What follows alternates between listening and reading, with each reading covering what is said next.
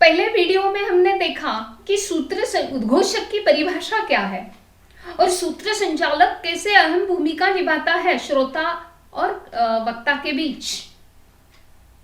अब इसी सूत्र संचालक के कारण कार्यक्रम में, कोई भी कार्यक्रम हो, उस कार्यक्रम में चार चांद कैसे लगते हैं। वह कार्यक्रम सुंदर और बढ़िया किसके कारण होता है? तो केवल सूत्र संचालक के कारण। कार्यक्रम कोई भी हो, मंच की गरिमा रखने का काम सिर्फ सूत्र संचालक ही करता है। सूत्र संचालक कार्यक्रम का आरंभ जिज्ञासा भरा करता है। बीच बीच में प्रसंगानुसार कोई रोचक दृष्टांत, शेरो शायरी करता है तो सचमुच कार्यक्रम में चार चांद लगते हैं। इस बात को स्पष्ट करने के लिए लेखक आनंद सिंह अपने एक कार्यक्रम का उदाहरण देते हैं। देखिए, वो उदाहरण मैं आप लोगों के लिए दे रही हूं। एक कार्यक्रम था और उस कार्यक्रम में आनंद सिंह जी कार्यक्रम का सूत्र संचालन कर रहे थे और जिस वक्ता को वहां पर आमंत्रित किया गया था, वह वक्ता भाषण करते समय, लोगों के साथ वार्तालाप करते समय महिलाओं का विषय आया, नारी का विषय आया, तो उसने महिलाओं की तुलना गुलाब के फूल के साथ की और गुलाब के फूल के साथ महिला की तुलना करते हुए वह कहता है कि महिलाएं बोलती भी ज्यादा है और हंसती भी ज्यादा है, बिल्कुल खिले गुलाबों की तरह, वगैरह वगैरह। उसने ये सारे स्तुति सुमन उस अपने व्याख्यान के दौरान अर्पित कर दिए महिलाओं के लिए। लेकिन वक्ता का वक्तव्य जब खत्म हुआ तो लेखक ने उन्हें धन्यवाद देते हुए कह दिया अपने सूत्र संचालन में, धन्यवाद सर जी। अभी आपने कहा कि महिलाएं हंसती बोलती बहुत ज्यादा है, तो इस पर वे कहते हैं कि मैं महिलाओं की तरफ से कहना चाहूंगा। एक शेर बता दिया लेखक आनंद सिंह ने। वह शेर मैं आपके लिए सादर कर रही हूं। हर शब्द में अर्थ छुपा होता है, हर अर्थ में फर्क छुपा होता है। अर्ज किया है, हर शब्द में अर्थ छुपा होता है, हर अर्थ में फर्क छुपा होता है। लोग कहते हैं कि हम हंसते और बोलते बहुत ज्यादा है। लोग कहते हैं कि हम हंसते और बोलते बहुत ज्यादा है, पर ज्यादा हंसने वालों के दिल में भी दर्द छुपा होता है। पर ज्यादा हंसने वालों के दिल में भी दर्द छुपा होता है। बस उद्घोषक की इस बात पर उस मंच सभागृह में इतनी तालियां बजी कि बस जितनी भी महिला श्रोता वर्ग था, वह सारा महिला श्रोता वर्ग उनकी प्रशंसक हो गई। कार्यक्रम के बाद उस वक्ता ने भी लेखक की पीठ थपथपाते हुए कहा, भाई बहुत बढ़िया बोलते हो।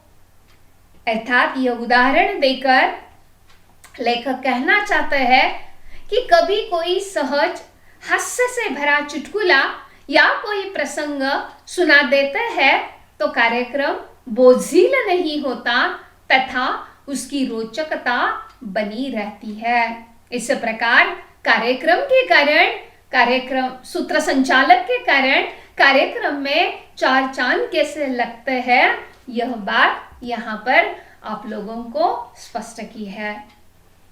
अब आप लोगों के लिए रखा गया है सूत्र संचालन के प्रकार।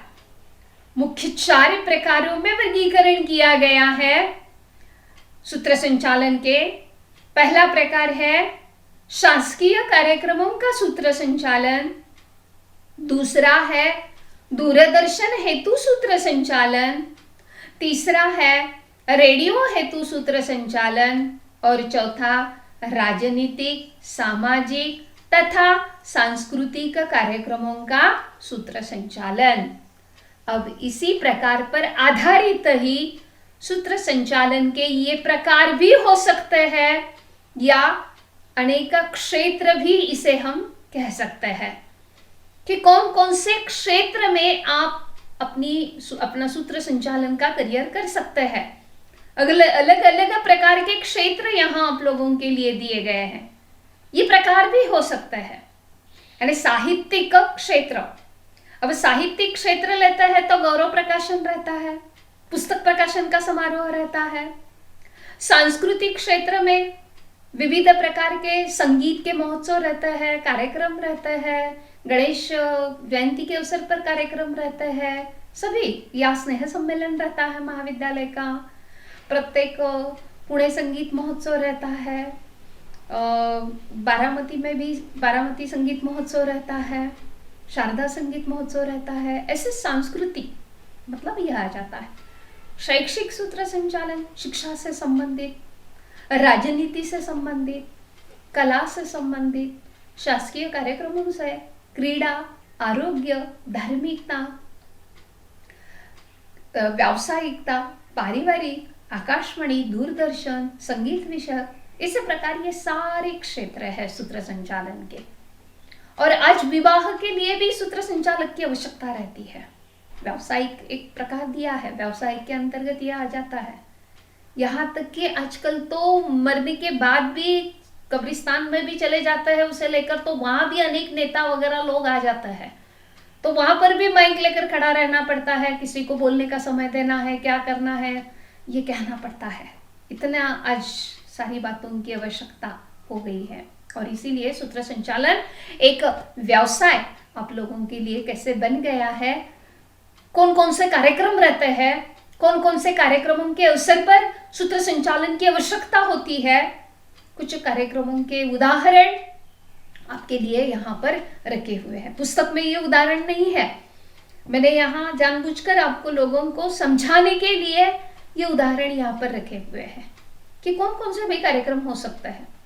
संगीत महोत्सव, व्याख्यानमाला, सम्मेलन, परिसंवाद, चर्चा सत्र, कार्यशाला, काव्य महफिल, वर्धापन दिन, गौरव समारोह, मुलाकात जिसे साक्षात्कार भी कहता है हिंदी में, जयंती स्मृति दिन, उद्घाटन समारोह, विदाई समारोह, जन्मदिन, विवाह पर्व, त्योहार, जलसा जैसे अनेक विध कार्यक्रम रहते हैं कि जिन कार्यक्रमों में हमें सूत्र संचालन करना पड़ता है।